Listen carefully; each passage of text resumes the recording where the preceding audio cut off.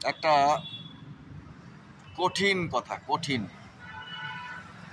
দারুণ কঠিন কথা, নির্মম সত্য। সেটা হচ্ছে সামটাইমস আমরা সুন্দর সেলকে নষ্ট করে ফেলি। এর জন্যে দায়ী কাস্টমার। একটা সেলসম্যানের থেকেও একটা কাস্টমার বেশি দায়ী এই কারণের জন্য, একটা সুন্দর সেলস প্রফেশনকে নষ্ট করার জন্য। ম্যাক্সিমাম সময় দেখা যায় কাস্টমার আনএক্সপেক্টেড রিটার্ন চাইছে, আনএক্সপেক্টেড বেনিফিট চাইছে, আনএক্সপেক্টেড সিচুয়েশন ডিমান্ড করে বসছে, যার জন্য একটা সেলসম্যান মিসসেল করতে বাধ্য হয়। কত সেলসম্যান এই জন্যে, কত সেলস গার্ল এই জন্যে মানসিক দুর্বলতায় ভোগে যে আমি মিসসেল করেছি। আমার টার্গেট করার জন্যে আমাকে বাজে সেল করতে হয়েছে, যার জন্যে কাস্টমার অ্যান্ড সেলসম্যানের রিলেশনশিপটা ঠিকমতো জমেনি, তার কাছে আর সে যেতে পারে না বিকজ অফ দিস মিসসেল। আমি কাস্টমারদের রিকোয়েস্ট করব, প্লিজ সেলসম্যানকে মিসসেল করতে দেবেন না। তাদেরকে একটু বোঝার চেষ্টা করুন, তারা কাজ করতে এসছে, টার্গেট করলে মাইনে পায়, টার্গেট করলে ইনসেন্টিভ হয়, তারপরে তাদের জীবন চলে। সুতরাং পরিষ্কারভাবে যে সেলসম্যান আপনার কাছে এসছে তার কাছ থেকে সুন্দর কথা শুনুন, সত্যটা জানুন, তারপরে যা খুশি হোক কিনুন। একটু তাকে এন্টারটেইন করুন, কাজের জন্য সে এসছে। যেমন সব কাজ চলে, সেলসের কাজও তাই।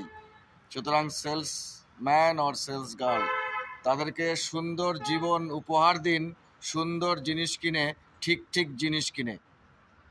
আনএক্সপেক্টেড কিছু এক্সপেকটেশন রাখবেন না। Thank you.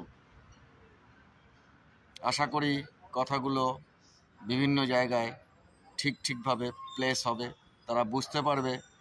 কেউ কোনো কোম্পানির বাইরে গিয়ে কিছু পাওয়ার যোগ্যতা রাখে না এবং পাওয়ার আশাও রাখা উচিত নয়। কোম্পানির রুলে যা আছে সেইটুকুই পাওয়া যাবে। একটা প্রোডাক্ট যখন আমরা সেল করি, তার গুণগত মান, তার কি রেজাল্ট, তার কি হবে না হবে, কাস্টমারকে একটু ঠিক করে বুঝতে হবে, না হলে সেই সেলের কোনো দাম নেই। মিসসেল হ্যাজ নো ফিউচার, মিসসেলের ফিউচার থাকতে পারে না। কাস্টমার সেলস পার্সনের রিলেশনশিপ ভালো হতে পারে না। সুতরাং মিসসেলকে প্রমোট করা যাবে না, please.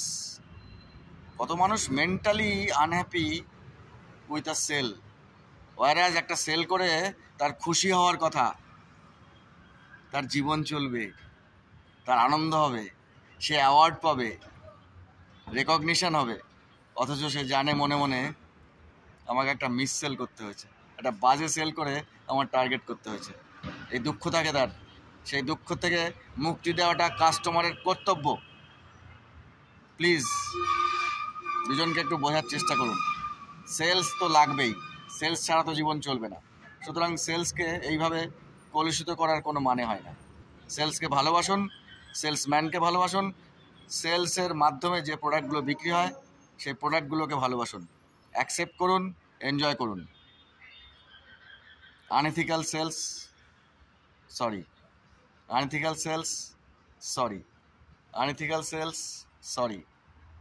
Thank you. Enjoy ethical sales, ethical time, ethical efforts. যে মানুষটা আপনার কাছে যাচ্ছে কোনো জিনিস বিক্রি করতে তার জীবন চালানোর জন্যে, তাকে একটু হেল্প করুন। ভালো ফিলিংস নিয়ে সে যাতে আপনার কাছ থেকে আসতে পারে, আপনার কাছে আবার যেতে পারে, আবার সম্মানের সঙ্গে মাথা উঁচু করে বলতে পারে, yes, he is my customer, I live because of my service to that customer. That's it. Thank you, and thank you everybody.